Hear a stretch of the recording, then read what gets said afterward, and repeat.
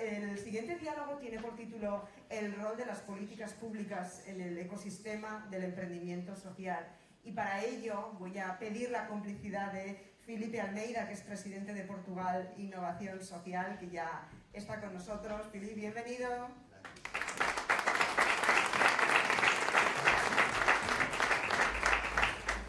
Y de Adolfo Borrero, que es director de I+D+I del APME Innovación Social.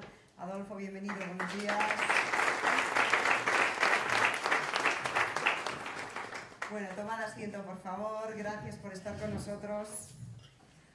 Claro, llevamos tanto tiempo hablando de innovación social, pero es tan importante que yo no sé, Adolfo, si a estas alturas de la película es necesario que sigamos definiendo, explicando qué es innovación social. Bueno, yo creo que una de las labores del APME como colectivo es intentar hacer una difusión o evangelizar un poco el concepto de innovación social, ¿no? Y bajando un poquito la pelota al suelo, intentando que el lenguaje sea un poco accesible a quien queremos llegar, ¿no? Queremos que todos seamos innovación social. Si a mí me preguntas qué es innovación social ahora y si es necesario, después de lo que estamos ahora mismo que hemos estado escuchando, yo me dice que la innovación social es emoción. Es emoción, es decir, tenemos problemas sociales en el que hay gente que se revela a nivel personal y encontramos barreras, muchas veces institucionales, cuando habla de las institucionales, y nos instalamos en la rebeldía del no y echamos a andar. Tú sabes que en castellano decimos, en esa situación nos echamos al monte, ¿no? Intentamos llevar nuestros proyectos personales de pequeños cambios y echamos a andar. En el caso del APME, hablábamos estos días cómo empezamos a echar a rodar la pelota en Sevilla y acabamos en Portugal, porque en un colectivo que intentamos hacer cosas que sucedieran, un poquito de esa rebeldía del no, que no encontramos nuestro espacio, empezamos a agruparnos gente, ese andar por los montes, ¿no? Buscando caminos, nos dimos cuenta de que necesitamos cierto apoyo y lo que nos encontramos por ahí institucionalmente no nos vale, porque tenemos que entrar dentro de donde venimos huyendo, no nos gusta. Entonces hace falta otro modelo de institucionalización, ¿no? Y como somos del sur de Europa, tenemos ese complejo, ¿no? De que no sabemos hacer las cosas, miramos siempre hacia arriba, ¿no?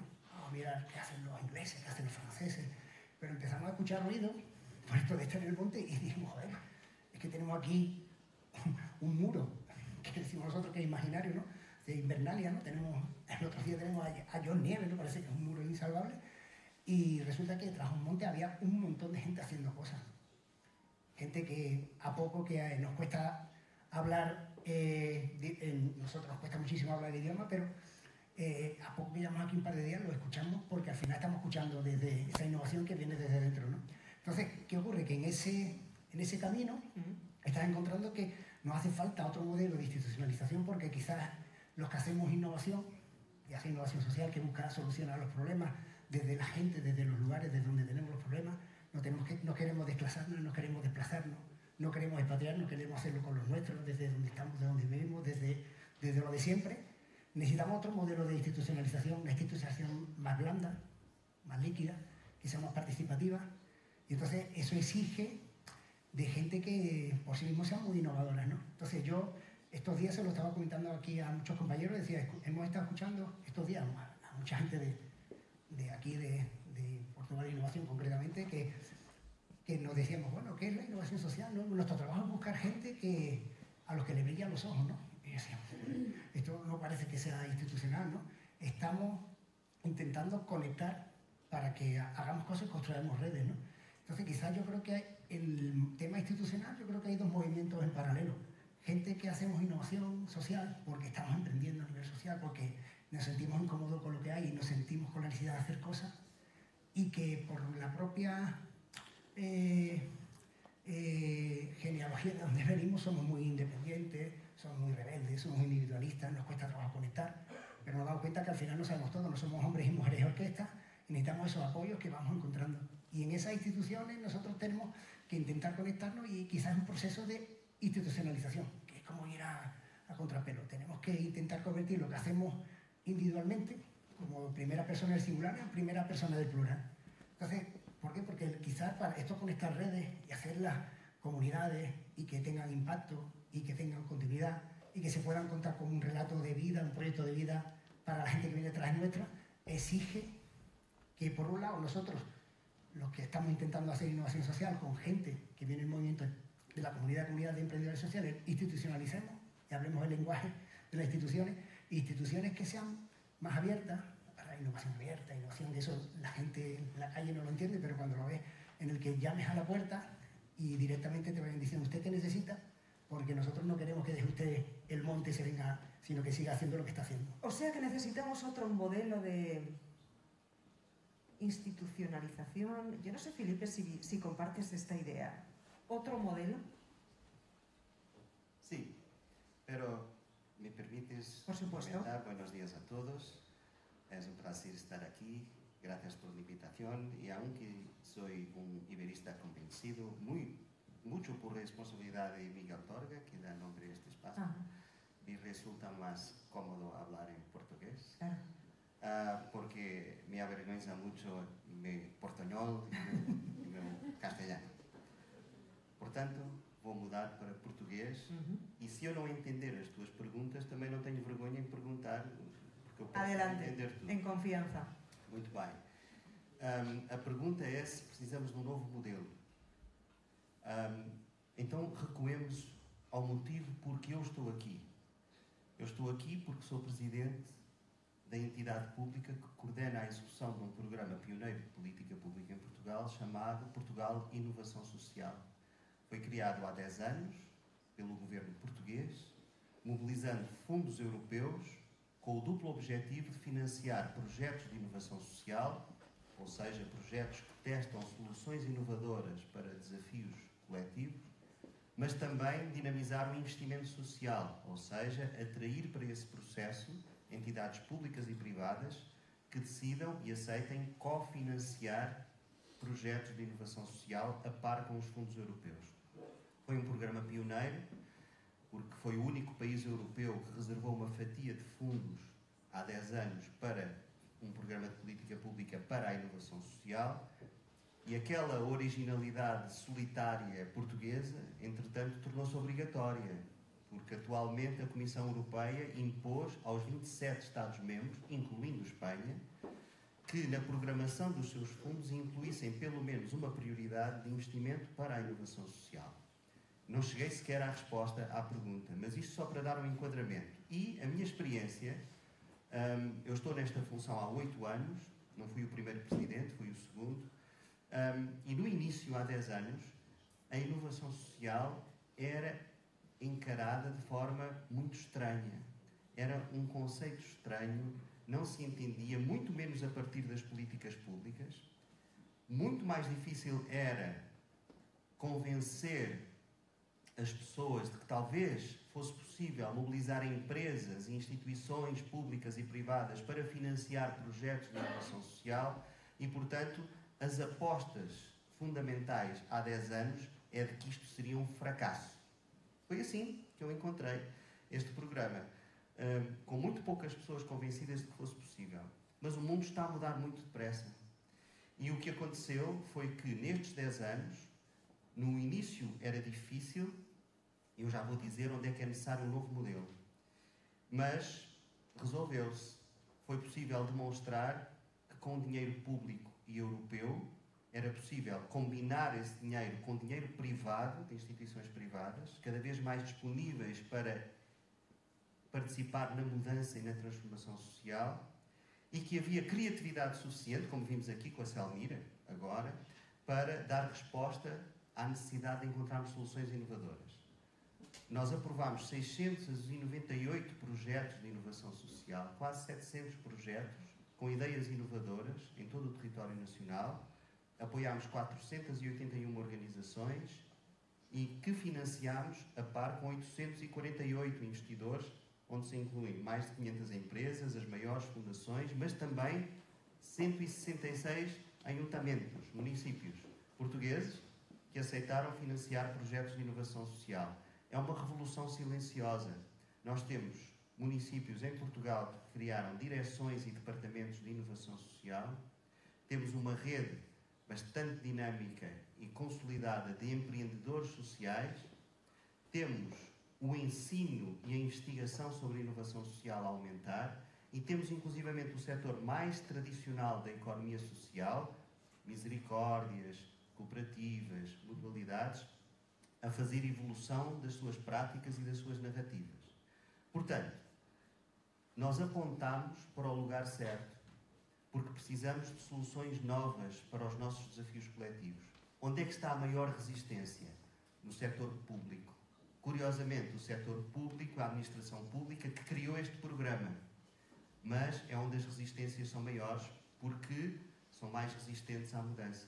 Não faz sentido nós termos esta rede de empreendedores sociais, estas soluções inovadoras que estão a ser experimentadas e as políticas públicas caminharem ao lado, indiferentes ou ignorando o que está a ser testado no território. E continuando, como o Paco dizia há pouco, a repetir os modelos passados que já mostraram que não têm o impacto que nós precisamos. Nós hoje que estamos aqui, Portugal ou Espanha, nós sabemos que as respostas públicas e sociais que temos, por exemplo, para os idosos, não nos servem à maioria de nós, já não nos servem a nós. Nós já não imaginamos que quando ficarmos mais velhos, o enquadramento institucional é aquele que nós conhecemos. Já não serve para os idosos de hoje, para os de amanhã, muito menos. Não há possibilidade, só para falar desse segmento da população. Precisamos mesmo de soluções novas. E apesar do desenvolvimento, nós ainda temos em Portugal 152 mil crianças a viver em situação de extrema pobreza. Não é preciso mais nenhum número para demonstrar que precisamos de soluções novas. A mudança de enquadramento institucional tem que ocorrer em todos os setores. O mais difícil é o da administração pública. E o nosso papel também é manter o pé na porta em todas as áreas de governo, até porque esta iniciativa pública é coordenada ao centro do governo. E é curioso, só um detalhe, ela foi criada há 10 anos por um governo de direita.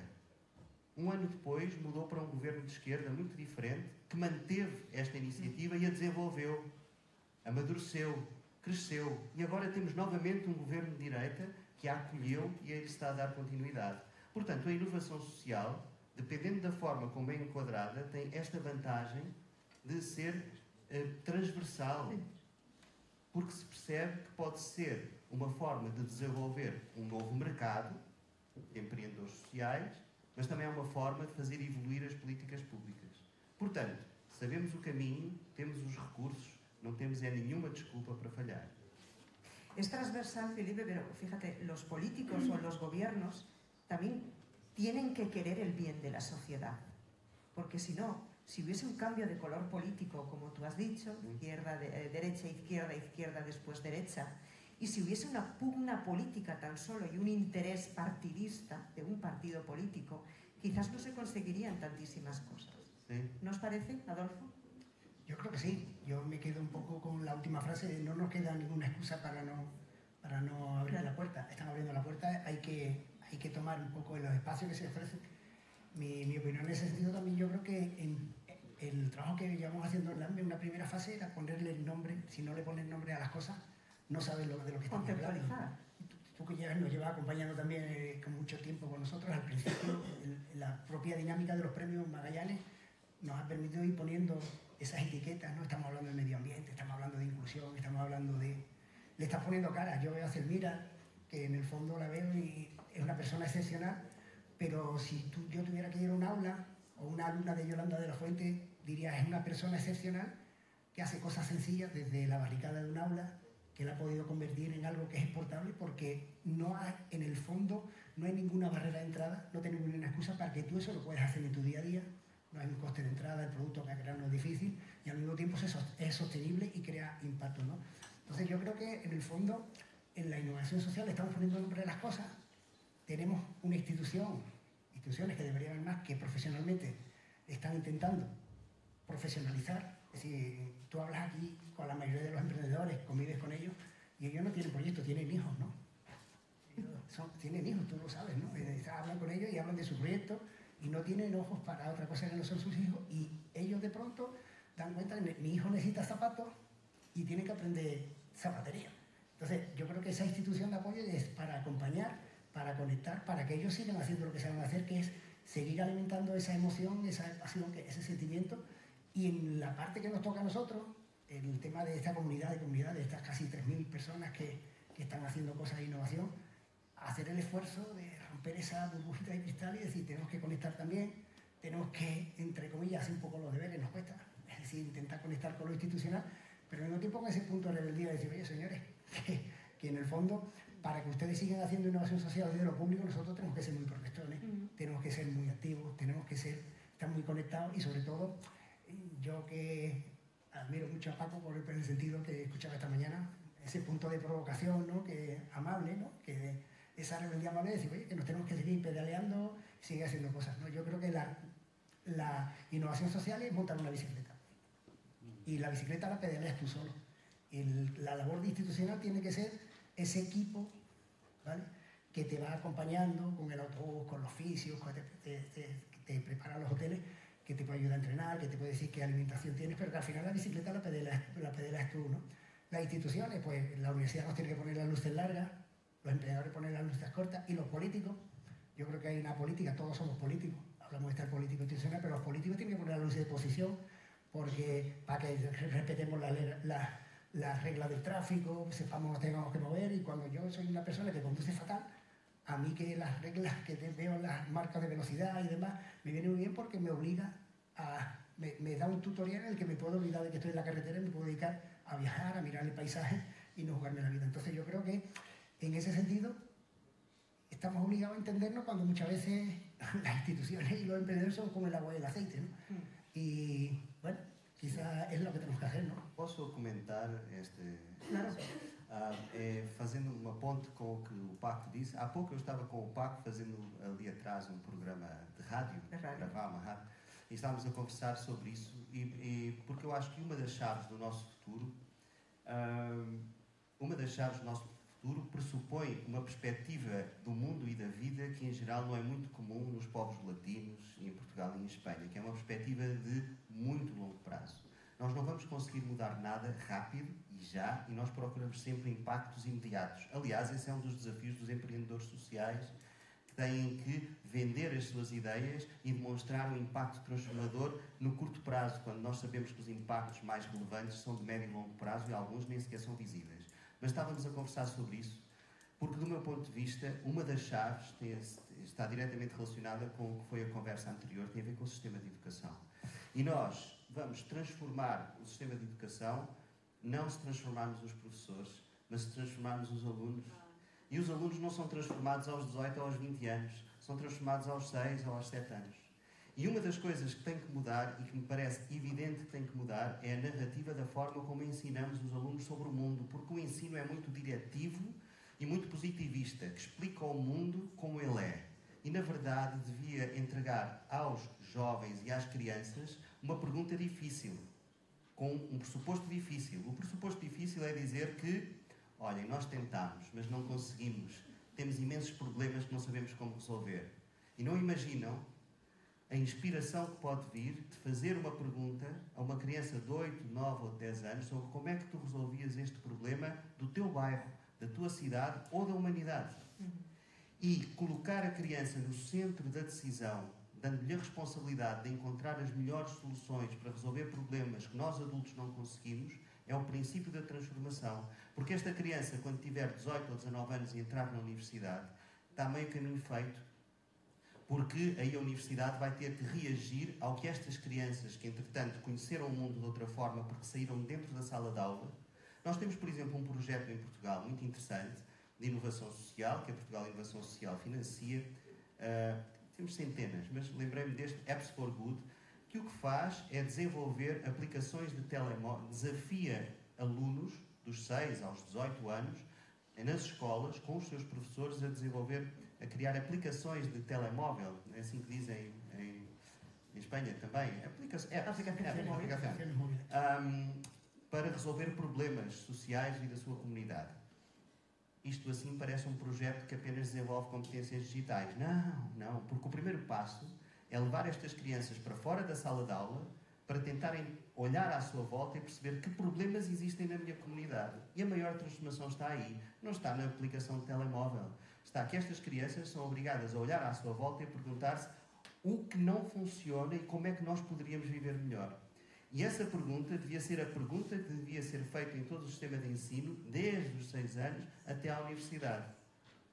E eu digo isto porque eu sou académico também, fui durante 20 anos ativamente um professor de uma universidade em Coimbra, agora há 8 estou nesta função, que eu pensei que era de passagem, durante 6 meses ou 1 ano, já lá vão 8 anos, portanto eu já misturo tudo. Mas eu já desconfiava, há 8 anos, quando saí da universidade, para estas funções, eu já desconfiava que não estávamos a ensinar os estudantes na universidade coisas de que eles iam precisar.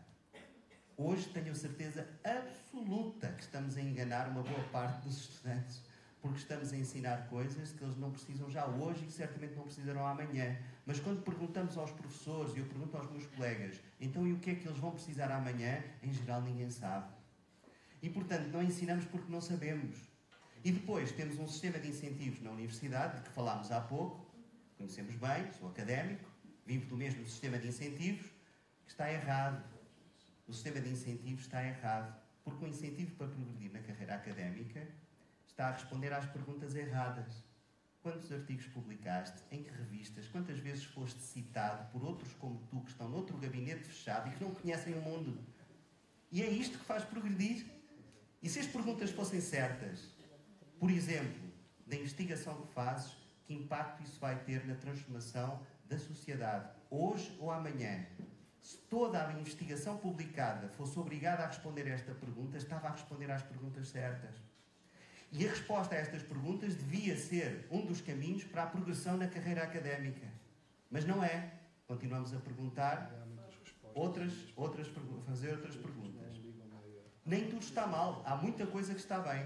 Mas este aspecto devia ser mudado rapidamente, porque isto cria incentivos a que os próprios professores... Eu conheço muitos colegas, professores brilhantes, investigadores brilhantes, gente integrada na comunidade. Eu próprio fiz parte de alguns desses grupos, que dedicaram muito do seu tempo a trabalhar, a fazer investigação aplicada com a comunidade, são inovadores sociais, mas também o eram dentro da sala de aula, trabalhando com os alunos, levando os alunos para fora. Só que tiveram que fazer uma escolha. Não era possível gastar mais tempo da sua vida a fazer aquela transformação com os alunos dentro da sala de aula, porque o sistema de incentivos ignora o que se passa dentro da sala de aula para um professor na universidade. Só importa o que se passa fora da sala de aula. E então, conheço vários professores muito frustrados e com elevado potencial que se dedicaram exclusivamente à investigação e à publicação em revistas indexadas, mas que, em boa verdade, não sentem que têm o seu potencial devidamente explorado. Desculpem, eu estou a derivar. Eu estou a participar na conversa anterior, já repararam, não é? É isso. Mas não queria deixar de dizê-lo, porque foi muito inspiradora a conversa que tivemos e a inovação social também passa por isso. Porque isto volta à primeira pergunta. Que mudanças institucionais precisamos? Precisamos em vários níveis. No sistema de ensino, Depois, no sistema público também. E é curioso, porque a Portugal Inovação Social foi criada a partir de 4 pressupostos, 4 ideias do próprio governo. Primeiro, os problemas sociais estão mais complexos, mais interdependentes. Segundo, o setor público, o governo, o Estado, nunca terá competências nem recursos suficientes para lhe dar uma resposta eficaz. Terceiro, o empreendedorismo social e o setor da economia social pode ser um contexto ideal para testar soluções novas que possam inspirar políticas públicas. E quarto, tudo isto se faz melhor a partir de parcerias intersetoriais. Acho que nesta sala estaremos todos de acordo. E estes foram os bons princípios que estiveram na base da criação da Portugal Inovação Social. Qual é a má notícia? Ainda estamos a falar sozinhos? Ainda estamos a falar sozinhos. Me gustaría retomar la idea de la ciudadanía como co-creadora de ideas, como proactiva para impulsar precisamente la innovación y para desarrollar diferentes proyectos. Pero claro, para eso hace falta la complicidad también del gobierno. Y entre otras cosas hace falta, por ejemplo, atender al portal de transparencia de los gobiernos, a los datos abiertos, es decir, en definitiva, a la proximidad de las instituciones. ¿Eso se está realizando? ¿Se está llevando a cabo? Nosotros estamos... Perdão. Tentar em português. Já ia falar. uma das iniciativas que estamos a desenvolver em Portugal e já está consolidada, começou há alguns anos, nós criámos um portal online de acesso livre que inclui a informação sistemática sobre o investimento público do governo per capita em diferentes áreas sociais. Chama-se onevalue.gov.pt. Estamos a atualizar agora os dados.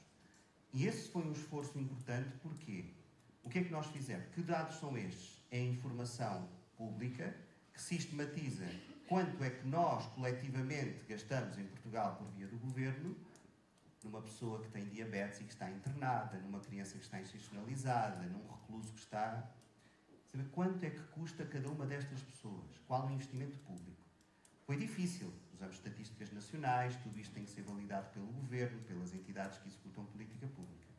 Mas o objetivo deste portal, e agora estamos a concretizar, é que sirva como referência, pelo menos, para nós conseguirmos quantificar, por via da poupança de despesa pública, o impacto dos projetos de inovação social. Quanto é que nós conseguimos fazer medições, obviamente, qualitativas de transformação na vida das pessoas, mas também não fazemos transformações, nem convencemos a administração pública, nem o governo, se não tivermos dados quantitativos. E, portanto, nós agora temos informação que nos permite dizer este projeto inovador, com este impacto, que transformou este número de pessoas e que mudou a sua condição, permitiu poupar ao governo este valor. E, no limite, é esse o valor que vamos pagar ao empreendedor, independentemente do seu investimento. E esse é o futuro que nós vamos testar em Portugal no próximo ano.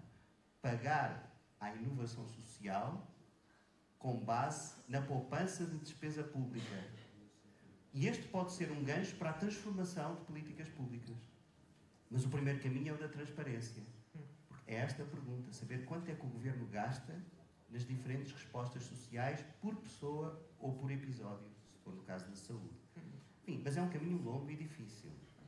¿Que es difícil? É difícil, muito difícil, muito difícil. ¿Es complicado, Adolfo? ¿Tú qué opinas? Bueno, quizás desde el punto de vista de lo que nos va a la marcha, yo creo que lo veo un momento de gran oportunidad. Y nosotros estamos ahora en un proyecto con LAMME de LAMME Transmedia, en el que estamos intentando conectar a aquella gente que está más lejos de la oportunidad económica, aquellos que fracaso escolar o vulnerabilidad laboral. Hemos notado que tiene una mutación genética que automáticamente la palma de la mano se convierte en cristal, ¿no? Se convierte su vida, su mundo lo ve a través de una aplicación móvil.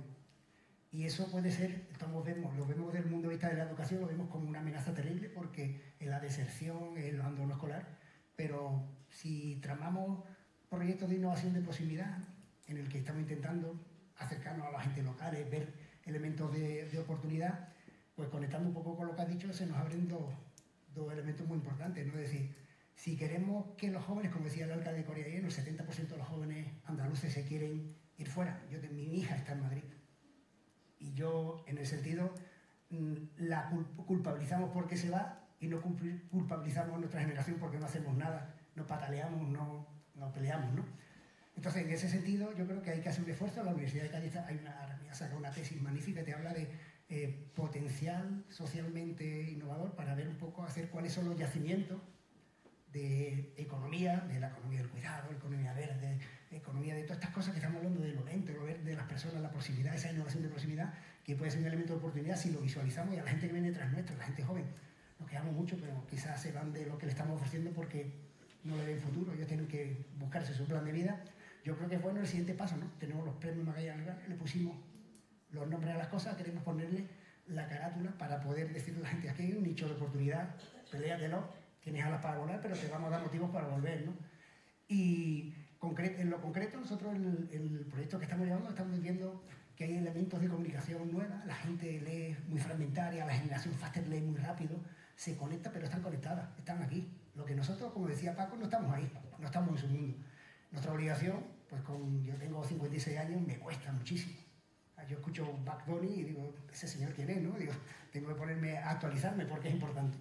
Entonces, desde ese punto de vista se hablan después elementos que a la persona les voy a intentar alfabetizar con esas herramientas que son muy sencillas, que la manejan estupendamente sin mirar por debajo de las mesas, de espaldas, en cualquier idioma. Cualquiera que tenemos alumnos sabemos que no funciona y cuanto más fracaso escolar, más dominio.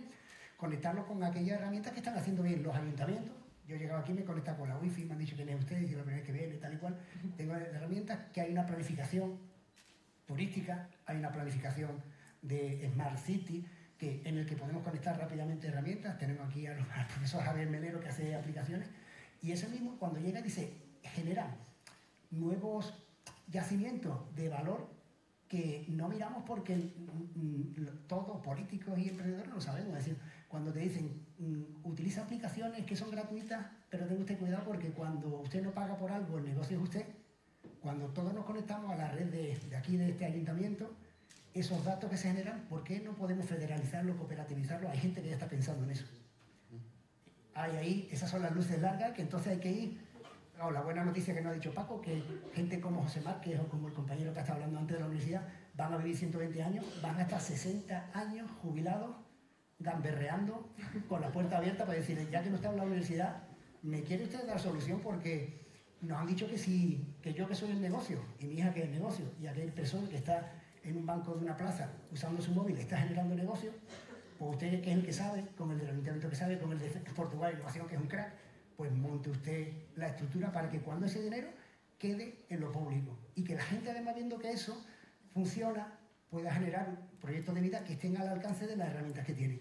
Y una vez que están ahí, tendremos que coger gente que estamos en educación, aprenderemos un poco cuáles son las músicas, cuáles son las herramientas, para una vez que están dentro, evangelizarnos y decir, oye, necesitamos que os quedéis aquí porque dentro de poco el problema vamos a ser nosotros, que tenemos 80 años y no vamos a tener nadie que nos cuide, no vamos a tener nadie que nos prepare nuestras comidas, que nos dé el vino que nos gusta, etcétera, etcétera, porque todo el mundo se habrá ido.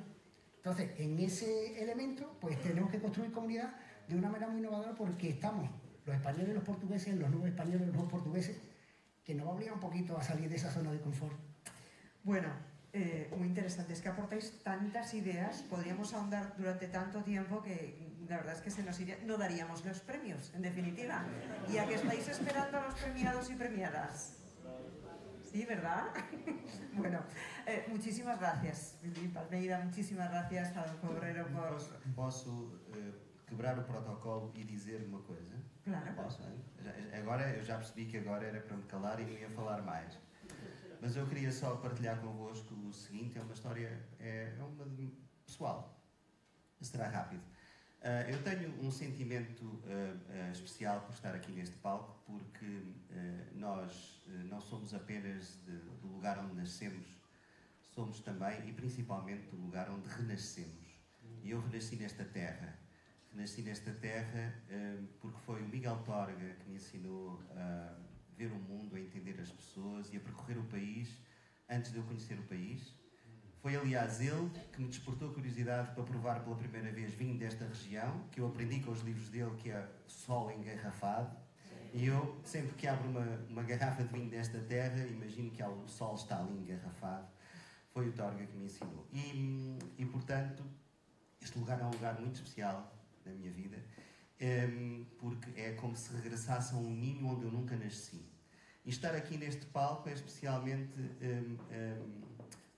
simbólico, porque o meu querido amigo José Marques já não se lembra, mas a primeira vez que aqui vim foi muito pouco tempo depois de tomar posse como Presidente da Portugal Inovação Social, e o primeiro evento público em que eu participei foi uma reunião da comunidade intermunicipal que se realizou aqui, talvez nesta sala, presidida pelo meu amigo José Marques, que não me deu importância nenhuma naquela época. Eu próprio não sabia bem o que estava a fazer ainda, tinha acabado de chegar, mas a quem vim apresentar a Portugal Inovação Social há 8 anos.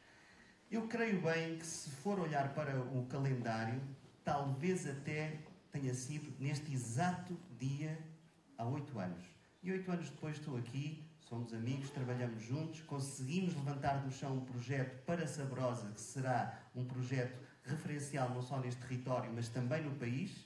Estou convencido disso. E, portanto, a minha missão está cumprida. Se eu morresse agora, ninguém tivesse pena. As minhas contas estão feitas, fiz o que pude. E já agora, só para rematar, fazer um elogio ao poeta que, apropriadamente para o que estamos a fazer aqui, o meu último elogio é para o LabMe, para esta iniciativa luso-espanhola, e sem dizer mais do que já foi tudo dito, queria apenas dizer-vos um pequeno excerto de um poema do Torga, pode ser? Claro. Que vão entender porque é que eu vou dizer, onde ele remata no fim de um poema dizendo assim sobre este território todo que nós habitamos. Terra tão nua e tamanha que nela couberam o velho mundo e o novo, que nela cabem Portugal e Espanha, e a loucura com asas do seu povo. É o que estamos a fazer aqui, a voar.